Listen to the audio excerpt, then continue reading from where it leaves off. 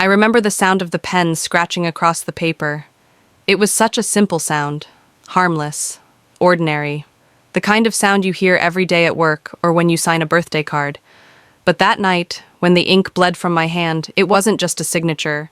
It was the sound of a future being stolen. I didn't know it at the time, of course. I thought I was helping. I thought I was being a good wife, a supportive partner. Just one last favor, he said. His voice carried that mixture of charm and weariness, like a man burdened with too much responsibility.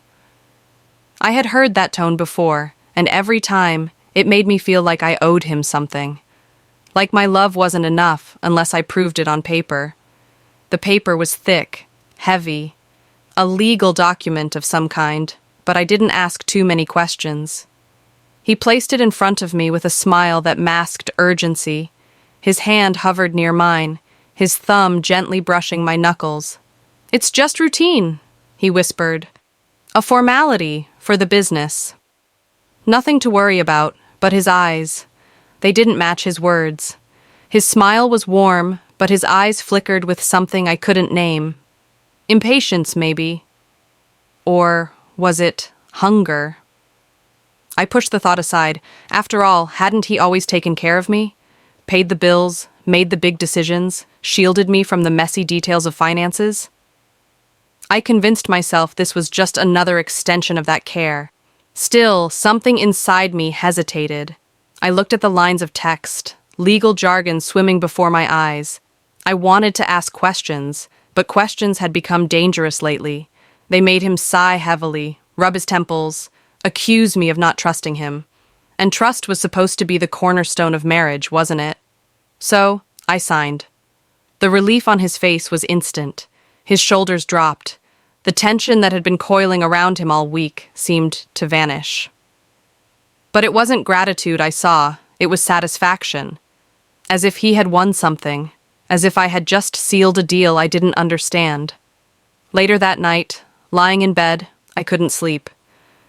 The storm outside rattled the windows, but it wasn't the thunder that kept me awake. It was the memory of his smirk as he folded the papers neatly, tucking them away with a care he rarely showed for anything else. I asked, half joking, "Are you happy now?" He kissed my forehead without looking into my eyes and whispered, "You'll thank me one day." But even in the dim light, I saw it, that flicker again, the one that felt like a shadow crawling across the room. So, before you get too comfortable, take a moment to like this video and subscribe, but only if you truly enjoy what I'm sharing here. And tell me in the comments, where are you watching from, and what time of day is it right now? I want to know how far my voice is reaching tonight. Because this is only the beginning. That single favor wasn't an act of love. It was a doorway, a trap. And once I stepped through, there was no way back. What would you have done in my place? Would you have signed, or would you have dared to say no? The real story began the moment I set that pen down. And what came after? Well, it shattered everything I thought I knew. The man I thought I knew. When I met him, I thought I'd stumbled into a dream. He had that kind of presence that could fill a room. Tall, confident, with a voice that always sounded sure of itself. People leaned in when he spoke. They laughed at his jokes. Even when he was wrong, he managed to sound right. To me, he was more than charming. He was safety. I had grown up in a house where money was tight, where every dollar had to be stretched until it screamed. When he came into my life, it felt like stepping into sunlight. He ordered wine without looking at the price. He left generous tips. He had plans, always bigger than I could imagine. And he spoke about our future like it was already carved in stone. The house, the trips, the stability I thought I'd never have. I fell hard. At first, it seemed like love the way it should be. He'd open the car door for me, bring me flowers on random Tuesdays, and call me his lucky star. He introduced me to his colleagues as his partner, his equal. But little by little, the word equal started to slip away. It was subtle, the way control seeped in. He insisted on handling the bills. "You shouldn't worry about that stuff," he said. "I want you to relax." When I wanted to keep working, he laughed gently, almost like a father scolding a child. "Why stress yourself out? My income is more than enough for both of us." And I believed him. Or maybe I wanted to. But then came the first red flag. A call from the bank one afternoon. I was listed as the applicant on a small loan I didn't remember signing for. When I confronted him, his reaction was swift. He pulled me into his arms, stroked my hair, and whispered, "It was just a mix-up. I'll fix it. Don't worry your pretty head." His tone was so reassuring, so absolute, that I forced myself to believe him. Yet, a part of me wondered, why had my name been there at all? Sometimes, late at night, I'd catch him staring at me in a way that wasn't tender but calculating, as if he was measuring me, weighing me, not my love, but my usefulness. I brushed it off. After all, he always had a way of smoothing things over. A necklace after a fight. A surprise dinner after an argument. He was the kind of man who could set your world on fire one moment and convince you it was just a spark the next. And I clung to him. Maybe because I was scared to go back to the life I'd known before. Maybe because I wanted so badly to believe in him. Looking back now, I wonder, was I ever truly in love with him? Or was I just in love with the idea of being saved? What do you think? Can love blind us to the truth? Or was I just foolish? Because the man I thought I knew wasn't the man I had signed my life away to. That man, the real him, was only just beginning to reveal himself. Little red flags in the dark. They say red flags are easy to spot in hindsight.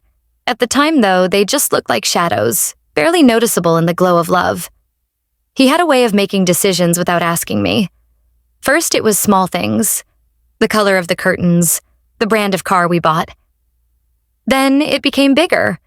Where we lived, how much we spent on family holidays, even which friends I should or shouldn't see.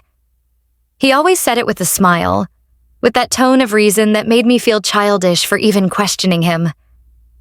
"You worry too much," he'd say, brushing off my hesitation. "I've got us covered." Covered. That word should have comforted me, but it began to feel like a cage. One evening, I found a letter tucked between bills on the kitchen counter. My name was printed in bold across the top. It was from a credit company I didn't recognize, thanking me for being a valued customer. My hands trembled as I read the balance. Several $1,000s. My stomach dropped. When I asked him about it, his face darkened for the first time. "You shouldn't be going through my things," he snapped. His voice was sharp, unfamiliar. But then, just as quickly, he softened. He pulled me close, kissed my temple, and whispered, "I just needed a quick loan for the business. It's all in your name, but I'll pay it off. You won't even notice I wanted to scream, to demand why he hadn't asked me. But the way he looked at me, like I was ungrateful, like I didn't understand the sacrifices he was making, made me shrink back. And when he added, "It was a mistake. It won't happen again," I forced myself to nod. Because what else could I do? That night, lying awake, I replayed his words over and over. It won't happen again. But in my heart, I knew it would. The way he had said it, the way he had justified it. It wasn't a mistake. It was a warning. Still, I convinced myself it was love. Isn't that what love is? Compromise? Sacrifice? Trusting the other person even when it scares you? But love should never feel like erasure.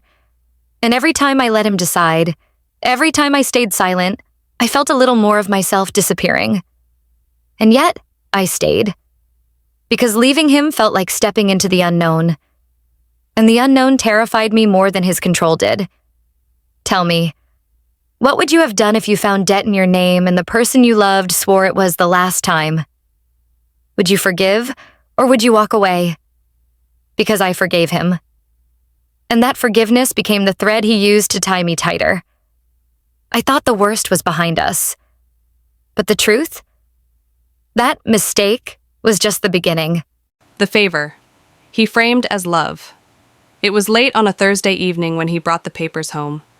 I remember the smell of takeout filling the kitchen, Chinese food, our usual comfort meal after a long week. He set the white carton of noodles on the table, then slid a folder across to me like it was dessert. "Just one last favor," he said almost casually. I frowned. "What is it?" He leaned back, smiling that easy smile, the one that had once disarmed me. "Nothing complicated, just routine paperwork. My business partners need this signed. It's mostly formalities. Sign here, initial there." I looked at the thick stack of papers. So many lines, so many clauses. My eyes blurred just glancing at them. "Why me?" I asked.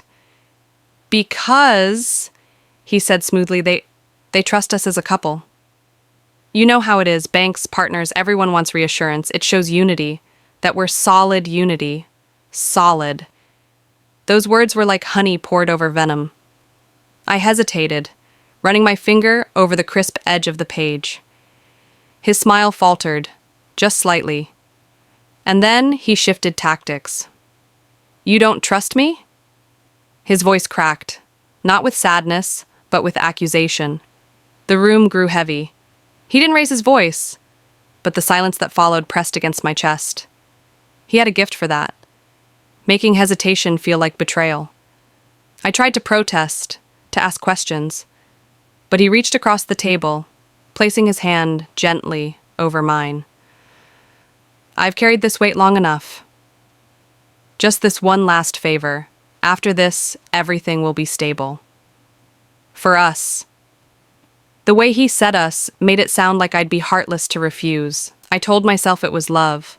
I told myself this was what partners did. They helped each other. And hadn't he helped me countless times before? Paid the bills, solved problems, made the hard choices? So I swallowed my doubts and nodded. The papers blurred before my eyes. Legal terms I didn't understand danced across the pages, but I signed anyway. Each stroke of the pen felt heavier than the last, though I couldn't explain why. When I finished, he gathered the documents quickly, almost greedily. His smile returned, but this time it wasn't the tender one I'd fallen in love with. It was sharper, satisfied. And in that moment, I knew something had shifted. Later that night, as he slept beside me, I stared at the ceiling. His words echoed in my head. One last favor. But why did it feel like the beginning of something far worse?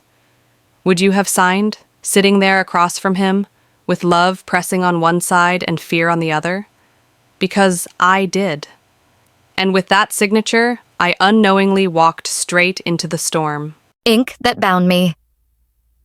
The morning after I signed, something about him had changed. He moved differently, lighter somehow, like a man who had just been set free. But it wasn't joy that I saw in his eyes. It was triumph. At breakfast, he hummed under his breath while buttering toast, his mood almost euphoric. I tried to match his energy, asking what had him so cheerful. He kissed the top of my head and said, "Because now, everything is settled." Settled. That word echoed in my mind. In the following days, his warmth cooled. The affectionate texts during the day stopped. The playful touches when we passed in the hallway faded. He was no longer trying to charm me. He didn't need to. It felt like, with that one signature, I had fulfilled my role. Then came the first letter, a thick envelope stamped with urgency. I opened it in the kitchen, my hands trembling. Inside were financial documents I didn't understand. But my name was everywhere. The numbers made my stomach twist. 6 figures. Debt. I sat on the floor, reading line after line, my breath shallow. My hands were shaking so badly I nearly dropped the papers. When he walked in, I held them up, my voice breaking. "What is this?" He looked at the pages, then at me, and laughed. Not nervously, not kindly. It was a cruel laugh, sharp enough to cut. "Didn't I tell you?" he said. You signed it. You agreed. I didn't know what I was signing, I shouted. He shrugged. That's not my fault. In that moment, the man I loved wasn't standing in front of me. This was someone else. Someone who had always been there, hiding beneath charm and tender words. And now, unmasked, he didn't even try to hide his disdain. You'll get used to it, he added coldly, brushing past me as if I were an obstacle in his kitchen rather than his wife. The betrayal hit me harder than any blow could have. Not just the papers, not just the debt, but the ease with which he dismissed me. That night, I couldn't sleep. I replayed his laugh over and over, each echo reminding me of how little my trust meant to him. The next morning, a friend called. Her voice was cautious, hesitant. I need to tell you something about those papers you signed. Her words tightened the noose around my chest. What do you mean? I whispered. You don't know what you've gotten into, she said. And just like that, the ground beneath me shifted again. Would you believe a friend who warned you against your own husband? Or would you think they were trying to break your marriage apart? Because I wanted to believe her. But I also wanted to believe him. And those two truths were tearing me apart. The house that wasn't mine anymore. The warning started to make sense when the next letter arrived. This one thicker, stamped with the name of our bank. I tore it open at the kitchen table, and my heart froze. Our house. The place I had painted with my own hands, the place where every photo of us still hung on the walls, was no longer mine. My name had been removed. His name stood alone. I blinked at the words, my stomach twisting. Surely this was a mistake. Surely banks didn't just erase people like that. I called the number listed at the bottom of the page, my voice trembling as I asked for clarification. The woman on the other end spoke kindly but firmly. Ma'am, your signature authorized the transfer of ownership. The property deed is in his name now. I dropped the phone. It clattered against the counter, but I hardly noticed. When he came home that evening, I confronted him. My voice cracked as I held out the letter. You took the house out of my name? He glanced at the paper, then at me, and smirked. Our house, darling. You just don't have to worry about the responsibility anymore. Responsibility? I choked. This is my home. How could you? He cut me off with a laugh, the same cruel one I'd heard before. You signed it, remember? You gave me everything. Don't act like a victim now. My knees nearly buckled. The weight of his words pressed against my chest until I could hardly breathe. I had thought the papers were about his business. I had thought I was helping. Instead, I had erased myself from my own life. That night, I sat alone in the living room, staring at the walls that no longer belonged to me.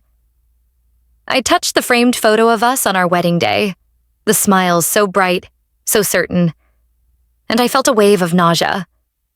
The man in that picture wasn't my savior. He was my captor. The next morning, I called my friend again. My voice was shaking as I asked, What did you mean when you said I didn't know what I'd signed? Her silence was long, heavy. Finally, she whispered, He's done this before. The words sliced through me like glass. Before? To who? How many? Would you have believed her right then, or would you still cling to the hope that your husband wasn't capable of such cruelty? Because part of me still wanted to believe. But the evidence, the letters, the laughter, the missing house, it was undeniable. And yet I hadn't seen the worst of it. Not even close. A family silence. After the house letter, I couldn't keep the truth bottled up anymore. My chest felt like it would burst from the weight of it, so I turned to the people I thought would stand by me no matter what, my family. I sat at my mother's dining table, clutching the papers in my hands. My voice cracked as I explained what happened, how he'd asked me for a favor, how I signed without knowing, how my name was gone from the house, how debts were suddenly mine to carry. I expected outrage, comfort, someone to hold me and say, we'll fix this together. But what I got was silence. My mother's lips pressed into a thin line. My brother shook his head, almost in disbelief. Finally, he spoke. Why would you sign something without reading it? Didn't you learn anything from Dad's mistakes? The shame hit harder than his words. My eyes burned with tears. Because I trusted him. He's my husband. And that makes you blind? My mother whispered. Not cruel, not angry, just weary, disappointed. I looked around the table, waiting for someone, anyone, to take my side, but no one did. They exchanged glances, the kind that say more than words ever could. They saw me not as a victim, but as a fool. And then the final blow. He came by last week, my mother admitted, her eyes flickering away from mine. He said you've been emotional, that you've been struggling to keep things together. My breath caught in my throat. He had gotten to them before I did. Poisoned the well. So, you believe him over me? My voice rose, trembling with fury and heartbreak. You think I'm just some hysterical woman who can't handle her own life? The silence that followed was worse than any accusation. I left the table shaking, my chest hollow. Family, the very people who should have been my lifeline, had been turned into spectators of my downfall. And he had orchestrated it perfectly. That night, I lay awake in the guest room of my childhood home, staring at the ceiling. I could hear my brother's words echoing in my mind. Why would you sign something without reading it? Over and over, the shame tightened around me like chains. But the truth was, it wasn't just my mistake anymore. It was his manipulation, his calculated lies. He knew exactly how to paint me as unstable, irresponsible. And now, my own blood doubted me. What would you do if your family chose his version of the truth over yours? Would you fight harder, or would you fall silent too? Because in that silence, I realized something terrifying. I was truly alone. And when you're alone, predators become bolder. The lawyer's cold smile. When family failed me, I told myself the law wouldn't. Papers don't lie, right? Contracts can be broken. Courts are there to protect people like me. That belief was the only thing keeping me upright. I booked an appointment with a lawyer recommended by a coworker. I remember walking into his office, clutching my folder of documents so tightly my knuckles were white. The room smelled of leather and old coffee, the walls lined with shelves of heavy law books. I sat across from him, my heart pounding, desperate for hope. He flipped through the papers with an unreadable expression. Page after page, his brow never furrowed, his eyes never softened. Finally, he looked up, folded his hands, and said, "Legally, it's airtight. You signed everything willingly." The air rushed out of me. But I didn't know what I was signing. I protested. His lips curved in a small, almost pitying smile. That doesn't matter in court. What matters is your signature. Unless you can prove coercion or fraud, the documents stand. I felt like I was drowning. My voice cracked. So there's nothing I can do? He hesitated, leaning back in his chair. Then he added something that made my blood run cold. You're not the first woman he's done this to. I froze. What? The lawyer shrugged. Confidentiality limits what I can say. But I recognize the pattern. Charming husband, financial traps, a wife left holding the debts. It's familiar. The room tilted around me. The man I married, the man I thought was my protector, had a history. I wasn't his first victim. I was just the latest in a line of women who'd trusted him too much. Can't you warn people? I whispered, my voice shaking. The lawyer's eyes hardened. I deal in the law, not morality. If you want protection, you'll need evidence. Hard evidence. His words sliced deeper than I expected. He wasn't cruel, not exactly, but he was detached. My pain was paperwork to him, not a life unraveling. When I left his office, the world felt colder. I clutched the folder to my chest, but it felt more like a coffin than a shield. What do you think? Should lawyers be obligated to warn about predators when they see the same tricks over and over? Or is their job only to protect the law, not the people trapped by it? As I walked out into the gray afternoon, I realized something. I had no safety net. Not family, not the law, and certainly not him. And when predators sense you're unprotected, that's when they strike hardest, trapped in his debt. The letters kept coming. Thick envelopes, thin envelopes, all stamped with urgency. Every morning, I'd open the mailbox with a pit in my stomach. And every morning, I found new threats waiting for me. Creditors, collection agencies, final notices. My name, printed over and over again. My debt, my responsibility. But inside our home, it was as if none of it existed. He strutted through the halls, humming to himself. New suits appeared in the closet. Bottles of expensive wine lined the counter. He smiled at me with that infuriating calm, as if the chaos outside didn't touch him. One evening, I held a letter out to him, my hands shaking. They're going to garnish my wages. Do you understand? They're coming for me. He glanced at the paper, then poured himself another glass of wine. Relax, he said. You worry too much. Relax? I shouted. I'm drowning. This is all in my name. He swirled the wine, smirking. Exactly.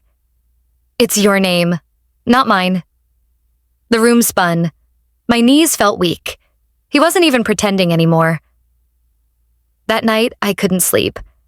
I sat at the dining table with the stack of letters, flipping through them, trying to make sense of numbers that felt more like weapons than balances. I noticed something odd. Payments missing, transfers I didn't recognize. Curious, I traced them through the statements. And then I saw it. An account I had never heard of. Transfers flowing like a river into it, month after month. But the account wasn't in his name. It was in someone else's. A woman's. My chest tightened. My hands went cold. Who was she? The next day, I waited until he left for work. I called the bank, my voice low and shaky. I asked for details, pretending to be him. And when the clerk read out the name, I nearly dropped the phone. She wasn't a stranger. She was someone I had seen once at a company event. Young, beautiful, with a laugh that echoed across the room. She had shaken my hand and told me how lucky I was to be his wife. Lucky. He had been funneling our money, my money, into her account, financing her life while burying mine in debt. That night, when he came home, I didn't say a word. I just watched him, every movement, every smile, every glance. And I realized the truth. The man I thought I loved wasn't just careless. He was deliberate. He was building a future. But not with me. What do you think? What's worse? Being cheated on with another woman, or being used as the bank that funds their life together? Because I wasn't just betrayed. I was financing my own destruction, the other woman's shadow. I couldn't stop picturing her, the woman with the bright laugh, the one whose name now appeared on bank records tied to my ruin. Suddenly, every late night at the office, every unexplained trip, every whispered phone call made sense. I had to see her. I had to know if she even understood what she was a part of. I found her one afternoon leaving a cafe downtown. She wore a silk blouse that looked like it cost more than my entire week's groceries. Her heels clicked against the pavement with confidence. And there, parked at the curb, was a car I knew, because I'd helped pick it out. Only it wasn't mine anymore. It was hers. My chest tightened as I approached. We need to talk. She looked me up and down, then smiled. I was wondering when you'd find me. The casual cruelty in her tone made my knees weak. Do you know what he's done? The debts, the house, everything in my name? She tilted her head, her smile widening. Of course I know. He told me you'd be dramatic. I staggered back. You know? Oh, darling, she said, her voice dripping with mock sympathy.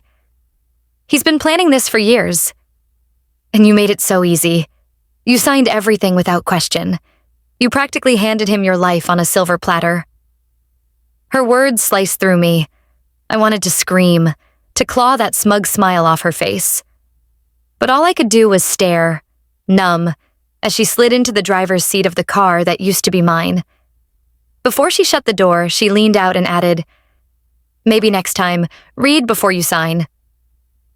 The car roared away, leaving me trembling on the sidewalk, humiliation burning hotter than rage. That night I confronted him. I threw the truth in his face. The bank transfers, the other woman, her words. He didn't deny it. He didn't even flinch. Instead, he smiled. "Now you see. You were never strong enough to handle life on your own. But she is. She understands me. She doesn't fight me the way you do." My breath caught in my throat. Every word was another knife. And then he leaned closer, whispering the final cruelty. "Besides, you're the one paying for it all." I stumbled back, my vision blurring with tears. "Tell me, what would you have done in that moment? Would you have screamed, fought, walked away?" Because I did none of those things. I just stood there, frozen, realizing I wasn't just losing my husband. I was losing everything I thought was mine. And the worst part? He knew it, and he enjoyed it. The illusion of escape. The night after he confessed, I sat on the edge of our bed with a suitcase open beside me. My hands shook as I folded clothes into neat piles, every sound in the quiet house amplified, the rustle of fabric, the click of the zipper. I told myself I was leaving. I had to. No woman could survive what I'd just discovered. My heart pounded with both fear and fragile hope. Maybe if I left, I could start over. Maybe the weight of his lies wouldn't follow me. But as I dug through the drawers, a sick realization crept in. The car keys weren't there. My debit card was gone. Even my passport vanished. Panic spread through me. I rushed to the desk where we kept important files, rifling through folders.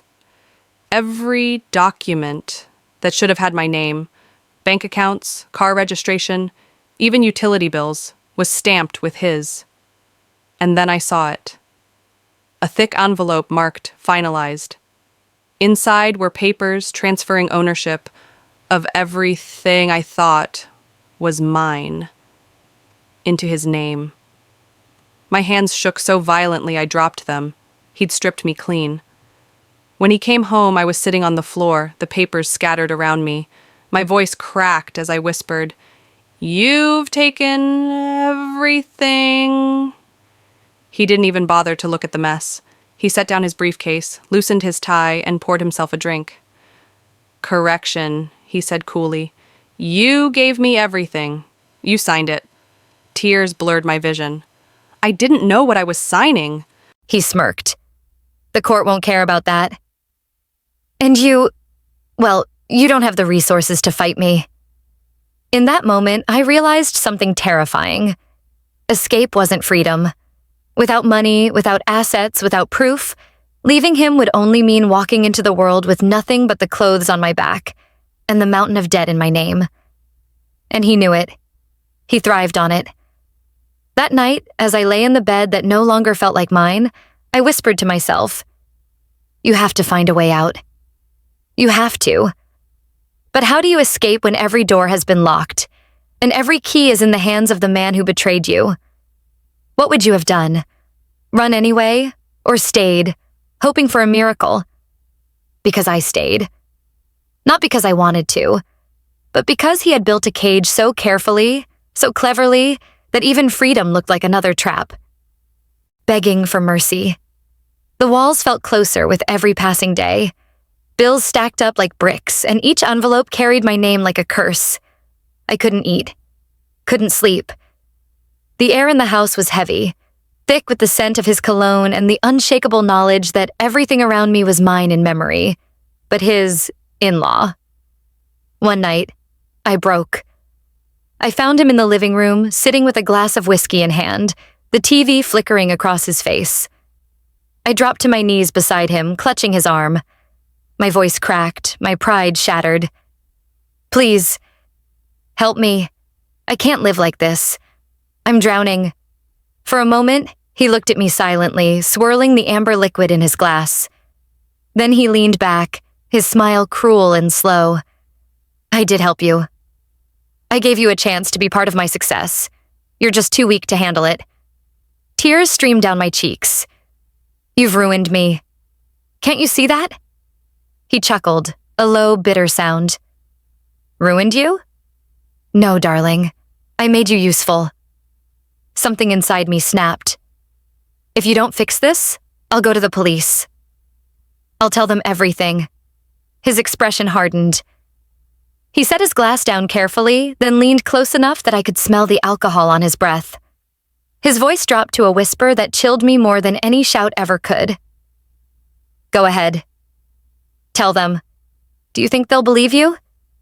You signed every paper. Every debt, every transfer, every lie. It all points to you. If you try to expose me, you'll be the one wearing handcuffs. The blood drained from my face. My lips trembled. You wouldn't... He leaned back, smirking. Wouldn't I? All it takes is one call. Fraud, perjury. You'll be in prison while I'm sipping cocktails. And don't think your family will save you. They already believe you're unstable. My heart hammered so violently I thought I might faint. In that moment, I realized he hadn't just stolen my money, my house, my name. He had stolen my voice, my power, my right to even claim the truth. That night, I sat alone in the dark, shaking, my pride shattered into dust. I had begged him for mercy, and he had given me nothing but chains. Would you have stayed silent, knowing any scream for help could be turned into your own noose? Because silence was all I had left. And in that silence, he grew stronger. The breaking point. Silence was suffocating me. Days blurred into nights, the weight of debt and fear pressing on my chest until every breath felt borrowed. I couldn't live like this. So I did something desperate. I sought her out again. The other woman. I told myself maybe she didn't truly know. Maybe she was just as much a pawn as I was. Maybe together we could pull away from him. I was wrong. I found her in the lobby of the high-rise apartment he paid for, her heels clicking as she walked toward the elevator. My voice shook as I called her name. She turned, that same mocking smile curling her lips. What do you want now? She asked, as if I were nothing more than an inconvenience. I need you to understand what he's done, I pleaded. The debt. The house. My life. He's destroying me. Her laughter was sharp, echoing off the marble walls. Destroying you? Darling, he and I planned this. The world tilted. What? What do you mean? She reached into her sleek handbag and pulled out a folder. With almost theatrical flair, she flipped it open and shoved it into my trembling hands. Inside were documents, contracts, transfers, investments. My name, his name, and hers, all tied together like strands of a web. I skimmed frantically, my heart pounding. It wasn't just debt. It wasn't just betrayal. It was conspiracy. You were the perfect candidate, she said smugly. Naive, trusting, desperate for love.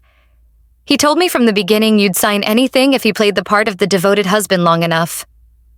Tears blurred the ink on the pages. You knew. All along. Of course, she purred. I'm not just the other woman. I'm his partner. In every sense, her words cracked something inside me. I thought I had already hit rock bottom. I thought losing my house, my name, my dignity was the end. But this was deeper. I wasn't just betrayed by him. I was betrayed by them. Together. A team. The elevator chimed and she stepped inside, leaving me clutching the folder like it was a death sentence. Back home, I sat on the floor, papers spread around me. My hands shook so violently I could barely hold them. Every signature, every clause, every debt, it was all orchestrated. And I had played my part perfectly. What would you have done if you discovered your entire marriage was just a setup for someone else's game? Would you fight or collapse under the weight of betrayal? because in that moment I felt myself breaking. Truly breaking. And once broken, you can't go back to what you were. The courtroom betrayal. I clung to the folder like a lifeline. Surely this proof would save me. Contracts with their names together, transfers linking accounts, lies carved into black and white. For the first time in months, I felt a flicker of hope. I hired a lawyer, scraping together what little I had left. He was cautious but confident enough. "If we present this carefully," he said, "we might turn the tide." On the day of court, I dressed in my best clothes, hands trembling as I smoothed the wrinkles from my skirt. My heart pounded as I walked into the courtroom, clutching the folder. The judge sat high above us, expression stern, while he lounged at the defense table, smug and relaxed, as though he owned the very air. When my lawyer presented the documents, I braced myself for outrage, for the judge to see what I saw: a web of deception, a betrayal that spanned years. Instead, his lawyer rose with an easy smile. "Your Honor, these documents don't prove coercion. They prove agreement. My client and his wife were partners in every sense. She signed willingly, and now she regrets it." The words landed like stones in my chest. Regret. Not betrayal. Not fraud. Just regret. The judge's eyes turned to me, cool and detached. "Did you sign these documents?" My throat tightened. "Yes, but then legally you are bound by them." I tried to speak, to shout, to scream the truth, but every word was twisted against me. His lawyer painted me as unstable, irresponsible, a woman lashing out because her marriage had crumbled. He leaned on every lie he'd fed my family, every whisper about my emotional state. And when I looked at the judge's face, I knew. The case was lost before it even began. The gavel struck like a hammer against my soul. In favor of the defendant. I stood there, numb, the folder slipping from my hands, papers scattering across the floor. He didn't even glance at me. He simply buttoned his jacket, shook his lawyer's hand, and walked out free. I wanted to collapse, to vanish. But instead, I picked up the papers one by one, my tears staining the ink. Around me, the courtroom emptied, leaving me alone in the echo of my defeat. What would you do if the very system meant to protect you chose to believe your betrayer instead? Would you keep fighting, or would you surrender to the ruin? Because in that moment, I realized sometimes justice isn't blind. Sometimes it just chooses not to see the future that isn't mine. The day after court, I sat in the empty house. My house. No, his house now. The rooms echoed with silence, the walls bare where photos once hung. I had packed most of my belongings into boxes, but as I looked around, I realized how little of it mattered. Everything important, my savings, my security, my dignity, was already gone. He had walked away untouched, smiling, free. And I was left with debts that would take a lifetime to pay, a reputation stained by his lies, and the hollow ache of knowing I had been nothing more than a pawn in his game. People ask what I feel. Anger? Hatred? Regret? The truth is, it's something colder. Emptiness. Because even anger requires energy, and I have none left to give. I think about the woman I used to be. The one who believed in love, in partnership, in trust. She doesn't exist anymore. She was buried under the weight of contracts, signatures, and betrayals. In her place stands someone else, a woman stripped down to survival. Sometimes I wonder if that's what he wanted all along, to erase me until nothing remained but the shell he could discard. If so, he succeeded. But here's the part he'll never understand. Even shells can hold memories, and those memories burn like embers. So if you've stayed with me until the end, maybe your heart has felt something too. Leave a comment, hit like, and subscribe. If you'd like to continue sharing these stories with me, and tell me this: if you were me, if your whole future had been stolen with a single signature, would you find the strength to rebuild? Or would you let the ruins consume you? As for me, I don't know yet. Maybe I'll start over piece by piece. Or maybe I'll spend the rest of my days haunted by the sound of that pen, the sound of my own undoing. But one thing is certain. I will never again mistake control for love or obedience for loyalty. Thank you for listening to the whole story. I hope you will support my future works.